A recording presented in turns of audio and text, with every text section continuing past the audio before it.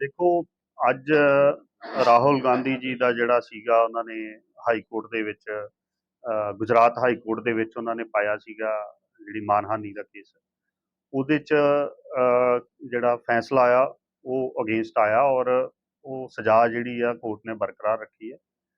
ਦੇਖੋ ਇਹ ਸਭ ਤੋਂ ਮਾੜੀ ਗੱਲ ਇਹ ਆ ਕਿ ਜਿਸ ਢੰਗ ਦੇ ਨਾਲ ਰਾਹੁਲ ਗਾਂਧੀ ਜੀ ਨੂੰ ਬੀਜੇਪੀ ਵੱਲੋਂ ਪ੍ਰਾਈਮ ਮਿਨਿਸਟਰ ਮੋਦੀ ਸਾਹਿਬ ਵੱਲੋਂ ਦਰਕਿਨਾਰ ਕੀਤਾ ਜਾ ਰਿਹਾ, ਉਹਨਾਂ ਨੂੰ ਕਿਸੇ ਗੱਲ ਦਾ ਖਤਰਾ ਪੈ ਗਿਆ ਰਾਹੁਲ ਗਾਂਧੀ ਜੀ ਤੋਂ, ਔਰ ਉਹਨਾਂ ਨੂੰ 2 ਸਾਲ ਦੀ ਜਿਹੜੀ ਸਜ਼ਾ ਕਰਾ ਕੇ ਪੋਲੀਟੀਕਲ ਸਿਨੈਰੀਓ ਤੋਂ ਬਾਹਰ ਕਰਨਾ ਚਾਹੁੰਦੇ ਸੀਗੇ ਕਿ ਕਿਉਂਕਿ ਜਿਸ ਤਰ੍ਹਾਂ ਰਾਹੁਲ ਗਾਂਧੀ ਜੀ ਨੇ ਮੁਹੱਬਤ ਦੀ ਦੁਕਾਨ ਖੋਲ੍ਹਣੀ ਸ਼ੁਰੂ ਕੀਤੀ ਪੂਰੇ ਹਿੰਦੁਸਤਾਨ ਦੇ ਵਿੱਚ, ਔਰ ਲੋਕਾਂ ਨੇ ਉਸ ਚੀਜ਼ ਨੂੰ ਐਪਰੀਸ਼ੀਏਟ ਕੀਤਾ। ਔਰ ਤੁਸੀਂ ਦੇਖਿਆ ਕਿ ਪਿਛਲੇ ਸਮੇਂ ਕਰਨਾਟਕਾ ਦੇ ਵਿੱਚ ਵੀ ਸਰਕਾਰ ਆਈ ਹੈ, ਅੱਗੇ ਮੱਧ ਪ੍ਰਦੇਸ਼ 'ਚ ਚੋਣਾਂ ਆਉਣ ਵਾਲੀਆਂ ਨੇ, ਰਾਜਸਥਾਨ 'ਚ ਆਉਣ ਵਾਲੀਆਂ ਨੇ, ਹਰਿਆਣਾ 'ਚ ਆਉਣ ਵਾਲੀਆਂ ਨੇ, ਔਰ ਲੋਕ ਉਡੀਕ ਕਰ ਰਹੇ ਆ ਕਿਉਂਕਿ ਮੈਂ ਕੁਝ ਚੈਨਲਾਂ ਦਾ ਇਹ ਦੇਖ ਰਿਹਾ ਸੀਗਾ ਕਿ ਜਿਹਦੇ 'ਚ ਕਿਹਾ ਜਾ ਰਿਹਾ ਸੀਗਾ ਕਿ ਬਹੁਤ ਵੱਡਾ ਝਟਕਾ ਰਾਹੁਲ ਗਾਂਧੀ ਜੀ ਨੂੰ ਮਿਲਿਆ ਕਿਉਂਕਿ ਰਾਜਨੀਤਿਕ ਤੌਰ ਤੇ ਉਹਨਾਂ ਨੂੰ ਜਿਹੜਾ ਬਾਹਰ ਕਰ ਦਿੱਤਾ ਗਿਆ।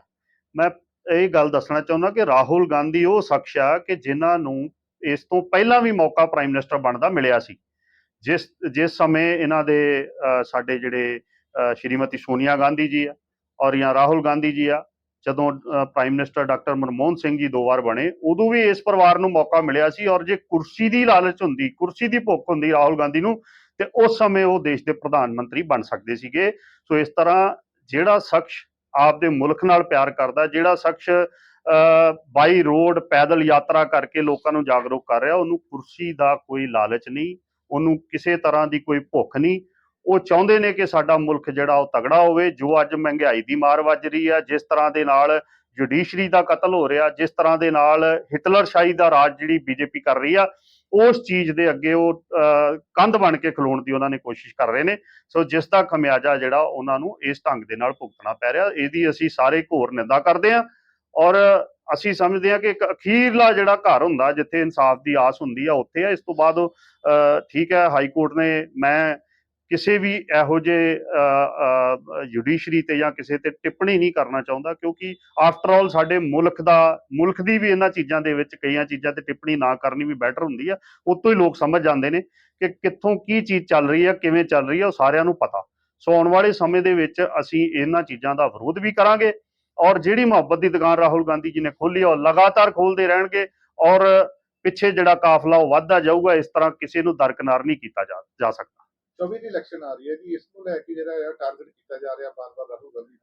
ਦੇਖੋ ਇਹ ਨਿਸ਼ਚਿਤ ਹੈ ਕਿ ਜਿਹੜੀ 24 ਦੀ ਇਲੈਕਸ਼ਨ ਆ ਉਹ ਇਸ ਵਾਰ ਕਾਂਗਰਸ ਪਾਰਟੀ ਜਿਹੜੀ ਆ ਬੜੇ ਵੱਡੇ ਬਹੁਮਤ ਦੇ ਨਾਲ ਜਿੱਤੂਗੀ। ਔਰ ਜਿੱਤ ਹਾਰਾਂ ਵੀ ਬਾਅਦ ਦੀ ਗੱਲ ਹੈ, ਬੰਦੇ ਦੀ ਸੋਚ ਨੂੰ ਪਿੱਛੇ ਲੋਕ ਚੱਲਦੇ ਨੇ। ਰਾਹੁਲ ਗਾਂਧੀ ਦੀ ਸੋਚ ਜਿਹੜੀ ਆ ਸਾਰੇ ਜੱਗ ਜ਼ਾਹਿਰ ਆ ਕਿਉਂਕਿ ਪਹਿਲਾਂ ਬੀਜੇਪੀ ਨੇ ਬੜੀ ਕੋਸ਼ਿਸ਼ ਕੀਤੀ ਕਿ ਰਾਹੁਲ ਗਾਂਧੀ ਦਾ ਜਿਹੜਾ ਚਿਹਰਾ ਉਹਨੂੰ ਬਦਨਾਮ ਕੀਤਾ ਜਾਵੇ। ਰਾਹੁਲ ਗਾਂਧੀ ਜੀ ਨੂੰ ਕਦੀ ਕਿਸੇ ਢੰਗ ਨਾਲ ਪੇਸ਼ ਕਰਦੇ ਰਹੇ ਆ ਚੈਨਲਾਂ ਦੇ ਉੱਤੇ, ਕਦੀ ਕਿਸੇ ਢੰਗ ਨਾਲ, ਲੋਕਾਂ ਨੇ ਉਹ ਨਹੀਂ ਮੰਨਿਆ। ਔਰ ਰਾਹੁਲ ਗਾਂਧੀ ਨੇ ਯਾਤਰਾ ਸ਼ੁਰੂ ਕਰ ਦਿੱਤੀ, ਫਿਰ ਉਹਨਾਂ ਵੱਖ-ਵੱਖ ਸੂਬਿਆਂ ਦੇ ਵਿੱਚ, ਸਟੇਟਸ ਦੇ ਵਿੱਚ ਜਾਣਾ ਸ਼ੁਰੂ ਕਰ ਦਿੱਤਾ ਔਰ ਉਹ ਕਾਫਲਾ ਦਿਨੋਂ ਦਿਨ ਵੱਧਦਾ ਜਾ ਰਿਹਾ। ਕਰਨਾਟਕਾ ਇੱਕ ਬਹੁਤ ਵੱਡੀ ਸਟੇਟ ਆ ਜਿੱਥੇ ਐਡੀ ਵੱਡੀ ਜਿੱਤ ਜਿਹੜੀ ਆ ਹੋਈ ਆ।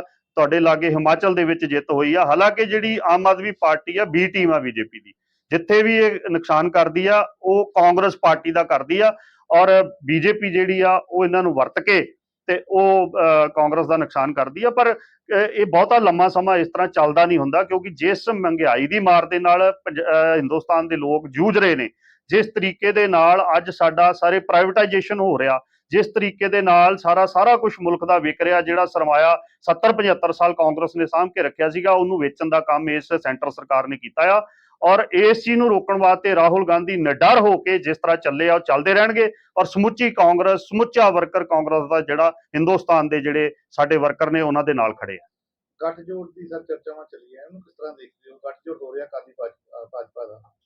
ਦੇਖੋ ਇਹ ਤੇ ਨਿੱਜੀ ਫੈਸਲਾ ਹੋਊਗਾ ਦੋਵਾਂ ਪਾਰਟੀਆਂ ਦਾ, ਪਰ ਇਹ ਸੁਸਾਈਡ ਹੋਊਗਾ ਦੋਵਾਂ ਪਾਰਟੀਆਂ ਵਾਸਤੇ ਵੀ ਤੇ ਸਾਡੇ ਵਾਸਤੇ ਬਹੁਤ ਵੱਡਾ ਫਾਇਦਾ ਹੋਊਗਾ ਕਿਉਂਕਿ ਇਹ ਉਹ ਗੱਠਜੋੜ ਹੈ ਜਦੋਂ ਇਹਨਾਂ ਨੇ ਛੱਡਿਆ ਸੀਗਾ, ਅਕਾਲੀ ਦਲ ਨੇ ਇਹ ਕਿਸਾਨੀ ਦੇ ਮੁੱਦੇ ਤੇ ਛੱਡਿਆ ਸੀਗਾ। ਕੀ ਉਹ ਮੁੱਦਾ ਹੱਲ ਹੋ ਗਿਆ? ਕੀ ਉਹ ਅੱਜ ਜਿਹੜੇ ਕਿਸਾਨਾਂ ਨੂੰ ਉਹਨਾਂ ਦਾ ਸਾਰਾ ਕੁਝ ਮਿਲ ਗਿਆ? ਕੀ ਜਿਹੜਾ ਇਹ ਕਹਿੰਦੇ ਸੀਗੇ ਅਕਾਲੀ ਦਲ ਵਾਲੇ ਕਿ ਧਰਮ ਦੇ ਵਿੱਚ, SGP ਦੇ ਵਿੱਚ, ਹਰ ਚੀਜ਼ ਦੇ ਵਿੱਚ ਇੰਟਰਫੇਸ ਬੀਜੇਪੀ ਕਰਦੀ ਆ, ਕੀ ਉਹ ਇੱਕ ਮਿਨਿਸਟਰੀ ਦੇ ਕਾਰਨ ਜਾਂ ਆਪਣੀ ਰਾਜਨੀਤਿਕ ਲਾਭ ਦੇ ਕਾਰਨ ਇਹ ਦੁਬਾਰਾ ਜਿਹੜਾ ਅਲਾਇੰਸ ਕਰਨਗੇ, ਤੇ ਉਹਦਾ ਜਵਾਬ ਤੇ ਫਿਰ ਲੋਕ ਦੇਣਗੇ। ਮੈਨੂੰ ਲੱਗਦਾ ਹੈ ਕਿ ਇਹ ਸੁਸਾਈਡ ਹੋਏਗਾ ਸਭ ਤੋਂ ਵੱਡਾ ਇਹਨਾਂ ਦੋਵਾਂ ਪਾਰਟੀਆਂ ਦਾ, ਕਿਉਂਕਿ ਲੋਕ ਜਿਹੜੇ ਆ ਬੜੇ ਸਿਆਣੇ ਆ। ਕੱਲ ਤੁਸੀਂ ਕੁਛ ਕਹੋ, ਅੱਜ ਤੁਸੀਂ ਕੁਛ ਕਹੋ, ਤੇ ਰਾਜਨੀਤਿਕ ਫਾਇਦਿਆਂ ਲਈ ਤੁਸੀਂ ਫਿਰ ਇਕੱਠੇ ਹੋ ਜਾਓ। ਮੈਨੂੰ ਲੱਗਦਾ ਕਿ ਇਹ ਲੋਕ ਇਸ ਚੀਜ਼ ਨੂੰ ਚੰਗਾ ਨਹੀਂ ਸਮਝਦੇ। ਇਹ ਵੀ ਅਨੁਮਾਨ ਲਗਾਇਆ ਜਾ ਰਿਹਾ ਕਿ ਹਰਸਿਮਰਤ ਕੌਰ ਨੂੰ ਫਿਰ ਕੇਂਦਰ ਵਿੱਚ ਲਿਆ ਜਾ ਸਕਦਾ ਵਾ, ਤੁਸੀਂ ਕੀ ਸੋਚਦੇ ਹੋ? ਦੇਖੋ ਜੀ, ਉਹ ਮਿਨਿਸਟਰੀ ਕਰਕੇ ਇਹ ਪਰਿਵਾਰ ਕੁਝ ਵੀ ਕਰ ਸਕਦਾ, ਇਹਦੇ ਤੇ ਮੈਂ ਸਪਸ਼ਟ ਕਹਿਣਾ ਵੀ ਕੁਝ ਵੀ ਕਰ ਸਕਦੇ ਨੇ, ਪਰ ਇਹਨਾਂ ਦਾ ਨਿੱਜੀ ਫੈਸਲੇ ਨੇ।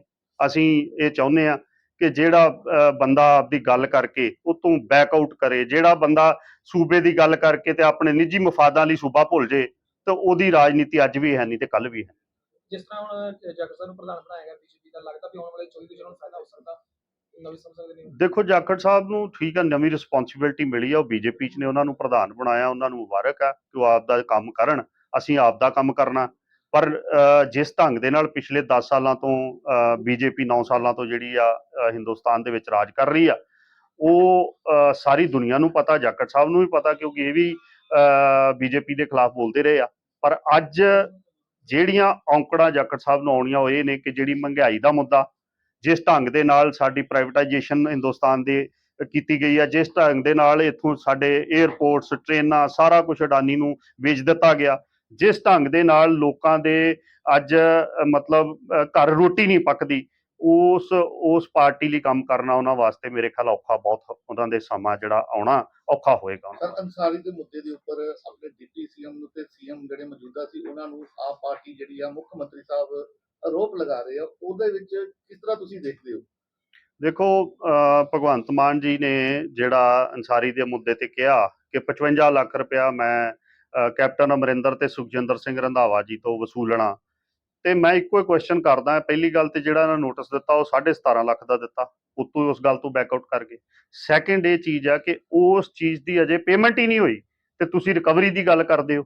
ਦੂਜੀ ਗੱਲ, ਉਹਨਾਂ ਨੂੰ ਭਗਵੰਤ ਮਾਨ ਜੀ ਨੇ ਇੱਕ ਚਿੱਠੀ ਵਾਇਰਲ ਕੀਤੀ ਜਿਹੜੀ ਸੁਖਜਿੰਦਰ ਸਿੰਘ ਰੰਧਾਵਾ ਜੀ ਨੇ ਕੈਪਟਨ ਅਮਰਿੰਦਰ ਸਿੰਘ ਨੂੰ ਲਿਖੀ, ਔਰ ਉਸ ਚਿੱਠੀ ਦੇ ਵਿੱਚ ਬਿਲਕੁਲ ਇੰਟੈਂਸ਼ਨ ਸੁਖਜਿੰਦਰ ਸਿੰਘ ਰੰਧਾਵਾ ਦੀ ਕਲੀਅਰ ਆ ਕਿ ਮੈਂ ਜਿਹੜਾ ਆ ਇਹ ਤੁਸੀਂ ਪੜ੍ਹੀ ਆ ਚਿੱਠੀ, ਉਹਦੇ 'ਚ ਉਹਨਾਂ ਨੇ ਆਪ ਦਾ ਦੱਸਤਾ ਕਿ ਮੇਰਾ ਕੀ ਸਟੈਂਡ ਆ ਗੈਂਗਸਟਰਾਂ ਪ੍ਰਤੀ, ਮੇਰਾ ਕੀ ਸਟੈਂਡ ਆ ਕਿਸੇ ਮਾੜੇ ਅਨਸਰ ਪ੍ਰਤੀ। ਔਰ ਉਹਦੇ ਤੇ ਮੈਂ ਸਮਝਦਾ ਕਿ ਜੋ ਭਗਵੰਤ ਮਾਨ ਨੇ ਇਹ ਇੱਕ ਡਰਾਮਾ ਰਚਿਆ, 1 ਰੁਪਈਆ ਵੀ ਉਹ ਕਿਸੇ ਤੋਂ ਵਸੂਲ ਨਹੀਂ ਕਰ ਸਕਦੇ, ਨਾ ਉਹ ਕੈਪਟਨ ਅਮਰਿੰਦਰ ਤੋਂ 5 ਰੁਪਈਏ ਵੀ ਲੈ ਕੇ ਦੱਸ ਦੇਣ ਮੈਂ ਮੰਨ ਜੂੰਗਾ। ਔਰ ਰਹੀ ਗੱਲ ਕਿ ਇਹ ਜਿਹੜਾ ਫੈਸਲੇ ਹੁੰਦੇ ਆ ਏਜੀ ਦਫ਼ਤਰ ਕਰਦਾ, ਸਰਕਾਰਾਂ ਕਰਦੀਆਂ ਨੇ। ਅੱਜ ਜੇ ਮੈਂ ਕਹਾਂ ਕਿ ਮੁੱਖ ਮੰਤਰੀ ਸਾਹਿਬ, ਤੁਸੀਂ ਸਾਡੇ ਸਟੇਟ ਦਾ ਪੈਸਾ, ਸਾਡੇ ਸੂਬੇ ਦਾ ਹੈਲੀਕਾਪਟਰ, ਸਾਡੇ ਸੂਬੇ ਦਾ ਪਲੇਨ, ਤੁਸੀਂ ਇੱਥੋਂ ਕਹਿ ਦਿੰਦੇ ਹੋ ਜ਼ਰੂਰੀ ਮੀਟਿੰਗਾਂ ਦਿੱਲੀ ਆ, ਦਿੱਲੀ ਤੋਂ ਤੁਸੀਂ 2 ਸਵਾਰੀਆਂ ਚਾੜਦੇ ਹੋ ਕੇਜਰੀਵਾਲ ਤੇ ਆਪਣੇ ਉੱਥੋਂ ਰਾਘਵ ਚੱਡਾ, ਤੇ ਤੁਸੀਂ ਤੁਰ ਪੈਂਦੇ ਹੋ ਕਦੀ ਮੱਧ ਪ੍ਰਦੇਸ਼, ਕਦੀ ਝਾਰਖੰਡ, ਕਦੀ ਰਾਜਸਥਾਨ, ਤੇ ਕੱਲ ਨੂੰ ਕੋਈ ਹੋਰ ਸਰਕਾਰ ਆਊ, ਉਹ ਕਹੂਗੀ ਕਿ ਇਹ ਸਾਰੇ ਪੈਸੇ ਭਗਵੰਤ ਮਾਨ ਦੀ ਤਨਖਾਹ ਚੋਂ, ਉਹਦੀ ਪੈਨਸ਼ਨ ਤੋਂ ਤੇ ਉਹਦੀ ਜਾਇਦਾਦ ਵੇਚ ਕੇ ਵਸੂਲੇ ਜਾਣਗੇ। ਇਹ ਪੋਸੀਬਿਲਿਟੀ ਹੈਗੀ ਹੈ। ਸੋ ਗੱਲਾਂ ਉਹ ਕਰੋ ਜਿਹਦੇ ਉੱਤੇ ਕੋਈ ਕੰਕਰੀਟ ਗੱਲ ਤੁਹਾਡੀ ਦਾ ਵਾਜਬ ਹੋਵੇ, ਤੁਹਾਡੀ ਪ੍ਰੈਕਟੀਕੈਲਿਟੀ ਹੋਵੇ। ਸੋ ਇਹ ਸਾਰੀਆਂ ਹੀ ਮੇਰੇ ਖਿਆਲ ਅੱਜ ਜਿਹੜੀ ਯੋਗਸ਼ਾਲਾ ਲੱਗੀ ਜਲੰਧਰ, ਤੇ ਬੋਰਡ ਲੱਗ ਗਏ ਸਾਰੇ ਪੰਜਾਬ 'ਚ ਕਿ ਮੁੱਖ ਮੰਤਰੀ ਸਾਹਿਬ ਯੋਗਾ ਕਰਨ ਜਲੰਧਰ ਜਾ ਰਹੇ ਆ, ਤੇ ਤੁਸੀਂ ਯੋਗਾ, ਇਹ ਉਹੀ ਯੋਗਾ ਜਦੋਂ ਮੁੱਖ ਮੰਤਰੀ ਸਾਹਿਬ ਐਕਟਿੰਗ ਕਰਕੇ ਦੱਸਦੇ ਸੀ, ਤੇ ਨਾਲ ਮੈਂ ਤੇ ਨਹੀਂ ਉਹ ਕਰ ਸਕਦਾ, ਕਹਿੰਦੇ ਸੀ ਕੁੱਤੇ ਵਾਲੀ ਖੰਘ ਆ, ਤੇ ਮੈਂ ਤੇ ਨਹੀਂ ਕੋਈ ਇਸ ਗੱਲ ਤੇ ਟਿੱਪਣੀ ਕਰਦਾ। ਪਰ ਉਹ ਜਿਹੜਾ ਪੈਸਾ ਲੱਗ ਰਿਹਾ ਐਡਵਰਟਾਈਜ਼ਮੈਂਟ ਦੇ ਉੱਤੇ, ਕਰੋੜਾਂ ਰੁਪਈਆ, ਉਹ ਪੈਸਾ ਜਿਹੜਾ ਆ ਉਹਦਾ ਹਿਸਾਬ ਕੌਣ ਦਊਗਾ? ਕੀ ਇਹ ਮੁੱਖ ਮੰਤਰੀ ਸਾਹਿਬ ਆਪਣੀ ਤਨਖਾਹ 'ਚੋਂ ਪੈਸੇ ਕਟਾਉਣਗੇ ਕੱਲ ਨੂੰ? ਸੋ ਇਹ ਸਾਰੀਆਂ ਗੱਲਾਂ ਨੇ, ਇਹ ਜਸਟ ਇੱਕ TRP ਲੈਣ ਵਾਸਤੇ, ਇੱਕ ਲੋਕਾਂ ਨੂੰ ਅਸਲੀ ਮੁੱਦਿਆਂ ਤੋਂ ਭੜਕਾਉਣ ਵਾਸਤੇ ਚੀਜ਼ਾਂ ਹੋ ਰਹੀਆਂ। ਪ੍ਰੈਕਟੀਕਲੀ ਇਹਦੇ ਵਿੱਚ ਕੁਝ ਵੀ ਨਹੀਂ ਹੈਗਾ। ਪਹਿਲਾਂ ਚੰਨੀ, ਹੁਣ ਰੰਧਾਵਾ ਸਾਹਿਬ ਤੇ ਬਾਰ-ਬਾਰ ਲੀਡਰ ਟਾਰਗੇਟ। ਦੇਖੋ, ਗੱਲ ਚੰਨੀ ਸਾਹਿਬ ਦਾ ਜਿਹੜਾ 2 ਕਰੋੜ ਦਾ ਸੀਗਾ ਰੌਲਾ, ਕੀ ਅੱਜ ਤੱਕ ਕੋਈ ਸ਼ਿਕਾਇਤ ਵੀ ਦਰਜ ਹੋਈ? FIR ਤੇ ਬਹੁਤ ਦੂਰ ਦੀ ਗੱਲ ਆ, ਕੋਈ ਸ਼ਿਕਾਇਤ ਵੀ ਦਰਜ ਹੋਈ?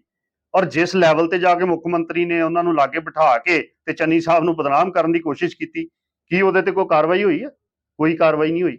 ਸੋ ਇਹਨਾਂ ਚੀਜ਼ਾਂ ਦਾ ਕੋਈ ਫਾਇਦਾ ਨਹੀਂ, ਜਿਹੜੀਆਂ ਚੀਜ਼ਾਂ ਇਹ ਕਰਦੇ। ਹਾਂ ਠੀਕ ਹੈ, ਜੇ ਕਿਸੇ ਨੇ ਗਲਤ ਕੀਤਾ ਯੂ ਗੋ ਹੈਡ, ਜੇ ਕਿਸੇ ਨੇ ਕੁਝ ਕੀਤਾ ਤੁਸੀਂ ਜੋ ਮਰਜ਼ੀ ਕਰੋ, ਪਰ ਜਦੋਂ ਕੀਤਾ ਹੀ ਕੁਝ ਨਹੀਂ ਤੇ ਤੁਸੀਂ ਐਡਵਰਟਾਈਜ਼ਮੈਂਟ ਕਰਕੇ ਤੇ ਉਸ ਤੋਂ ਬਾਅਦ ਆਪੇ ਹੀ ਬੈਕਆਊਟ ਕਰ ਜਾਂਦੇ ਹੋ। ਸੋ ਇਸ ਗੱਲ ਨੂੰ ਮੁੱਖ ਮੰਤਰੀ ਨੂੰ ਬੜੀ ਸੰਜੀਦਗੀ ਦੇ ਨਾਲ, ਇਹ ਬਾਰਡਰ ਏਰੀਆ ਸਟੇਟ ਆ, ਅੱਜ ਲਾਅ ਐਂਡ ਆਰਡਰ ਦਾ ਮੁੱਦਾ ਆ, ਅੱਜ ਹਰ ਰੋਜ਼ ਤੁਹਾਨੂੰ, ਤੁਸੀਂ ਸਾਰੇ ਪੱਤਰਕਾਰ ਭਰਾ ਹੋ, ਤੁਹਾਨੂੰ ਪਤਾ ਕਿ ਕੀ ਚੱਲ ਰਿਹਾ ਪੰਜਾਬ ਦੇ ਵਿੱਚ। ਕਿਸੇ ਨੂੰ ਫਰੌਤੀ ਲਈ ਅਗਵਾ ਕੀਤਾ ਜਾਂਦਾ, ਕਿਸੇ ਦਾ ਕਤਲ ਹੋ ਰਿਹਾ। ਕੀ ਗੱਲ, ਇਹ ਮੁੱਦੇ ਨਹੀਂ ਪੰਜਾਬ ਦੇ? ਅੱਜ ਨਸ਼ਾ ਹੋਮ ਡਿਲੀਵਰੀ ਹੋ ਗਈ, ਇਹ ਮੁੱਦੇ ਨਹੀਂ ਪੰਜਾਬ ਦੇ? ਸੋ ਇਸ ਕਰਕੇ ਜਿਹੜਾ ਖਜ਼ਾਨੇ, ਜਿਹੜੀ ਕਾਂਗਰਸ ਪਾਰਟੀ ਜਿਹਨੇ ਸਾਰੀ ਉਮਰ ਦੇਸ਼ ਦੀ ਸੇਵਾ ਲਈ ਲਾਏ, ਸਾਡੀ ਸਰਕਾਰ ਪਿਛਲੀ ਵਾਰੀ 70 ਕਰੋੜ ਰੱਖਦੀ ਆ ਪ੍ਰੈਸ ਵਾਸਤੇ, ਤੇ ਇਹ ਰੱਖਦੇ ਆ 700 ਕਰੋੜ। ਇਹਦਾ ਮਤਲਬ ਕਰਪਟ ਕੌਣ ਆ? ਕਰਪਟ ਆਮ ਆਦਮੀ ਪਾਰਟੀ ਵਾਲੇ ਨੇ। ਸੋ ਇਸ ਕਰਕੇ ਇਹਦਾ ਹਿਸਾਬ ਵੀ ਇਹਨਾਂ ਨੂੰ ਆਉਣ ਵਾਲੇ ਸਮੇਂ 'ਚ ਦੇਣਾ ਪੈਣਾ ਆ। ਸੋ ਇਸ ਕਰਕੇ ਕਾਹਲੇ ਨਾ ਪੈਣ। ਠੀਕ ਆ, ਜਿਹਨੇ ਕੁਛ ਕੀਤਾ ਉਹਨੂੰ ਜੋ ਮਰਜ਼ੀ ਕਰਨ, ਪਰ ਅਨਨੈਸੈਸਰੀ ਜਿਹੜੇ ਮੁੱਦੇ ਅਸਲੀਆਂ ਤੋਂ ਭਟਕਾ ਕੇ ਲੋਕਾਂ ਨੂੰ 1.5 ਸਾਲ ਦੇ ਵਿੱਚ ਕੀਤਾ, ਇਹਨਾਂ ਕੱਖ ਨਹੀਂ, ਡੱਕਾ ਨਹੀਂ ਤੋੜਿਆ। ਕੀ ਕਰਜ਼ਾ ਅੱਜ ਘਟ ਗਿਆ? ਚਲੋ ਕਾਂਗਰਸ ਮਾੜੀ ਸਹੀ, ਭਾਜਪਾ ਮਾੜੀ ਸਹੀ, ਇਹ ਤੇ ਚੰਗੇ ਸੀ। ਬਦਲਾ ਤੇ 92 ਐਮਐਲਏ ਆਏ, ਤੇ ਫਿਰ ਕੀ ਅੱਜ ਦੱਸੋ ਕਿ ਕਰਜ਼ਾ ਜਿਹੜਾ ਕਹਿੰਦੇ ਸੀ ਅਸੀਂ ਖਤਮ ਕਰ ਦੇਣਾ, ਮੁਕਾ ਦੇਣਾ, ਕੇਜਰੀਵਾਲ ਸਾਹਿਬ ਇਹਨਾਂ ਦੇ ਕਹਿੰਦੇ ਸੀ 20,000 ਕਰੋੜ ਮੈਂ ਫਲਾਣੇ ਇਕੱਠਾ ਕਰਨਾ, 32,000 ਕਰੋੜ ਮੈਂ ਫਲਾਣੇ, 54,000 ਕਰੋੜ ਤਾਂ ਮੈਂ ਪੈਸੇ ਲੈ ਕੇ ਬੈਠਾ ਹੂੰ। ਹੁਣ ਉਹ 54,000 ਕਰੋੜ ਵਾਲੀ ਜੇਬ ਪੜ ਗਈ ਕੇਜਰੀਵਾਲ ਦੀ। ਅੱਜ ਕਿੱਥੇ ਆ ਉਹ 54,000 ਕਰੋੜ? ਅੱਜ ਤੁਸੀਂ 40-45,000 ਕਰੋੜ ਕਰਜ਼ਾ ਚਾੜਤਾ। ਔਰ ਚਾੜਿਆ ਕਿਹਨਾਂ ਚੀਜ਼ਾਂ ਤੇ? ਕਦੀ ਚੌਪਰ ਉੱਡਦਾ ਇੱਧਰ ਨੂੰ, ਕਦੀ ਪਲੇਨ ਉੱਡਦਾ ਇੱਧਰ ਨੂੰ, ਔਰ ਦਿੱਲੀ ਵਾਲਿਆਂ ਲਈ। ਹੁਣ ਅੱਜ ਕਰਨਾਟਕਾ ਸਰਕਾਰ ਨੇ, ਸਾਡੀ ਉੱਥੇ ਸਰਕਾਰ ਆ, ਉਹਨਾਂ ਨੇ 3 ਫੈਸਲੇ ਲਏ, ਆਪਣੇ ਗਰੰਟੀਆਂ ਪੂਰੀਆਂ ਕੀਤੀਆਂ। ਉਹਨਾਂ ਤੇ ਐਡਵਰਟਾਈਜ਼ਮੈਂਟ ਪੰਜਾਬ 'ਚ ਨਹੀਂ ਕੀਤੀ, ਉਹਨਾਂ ਐਡਵਰਟਾਈਜ਼ਮੈਂਟ ਨਾਲ ਦੇ ਸੂਬਿਆਂ 'ਚ ਨਹੀਂ ਕੀਤੀ, ਤੇ ਇਹ ਪੰਜਾਬ ਵਾਲੇ ਐਡਵਰਟਾਈਜ਼ਮੈਂਟ ਸਾਰੇ ਹਿੰਦੁਸਤਾਨ 'ਚ ਕਰ ਰਹੇ ਆ। ਸੋ ਇਹ ਕੀ ਗੱਲ, ਇਹ ਕਰਪਸ਼ਨ ਨਹੀਂ? ਇਹ ਅੱਖਾਂ ਦੇ ਸਾਹਮਣੇ ਕਰਪਸ਼ਨ ਹੋ ਰਹੀ ਆ। ਸੋ ਇਸ ਕਰਕੇ ਇਹ ਇੱਕ ਇੱਕ ਚੀਜ਼ ਦਾ ਹਿਸਾਬ ਜਿਹੜੀ ਆ ਦੇਣਾ ਪਊਗਾ, ਔਰ ਆਉਣ ਵਾਲੇ ਸਮੇਂ 'ਚ ਲਵਾਂਗੇ ਵੀ।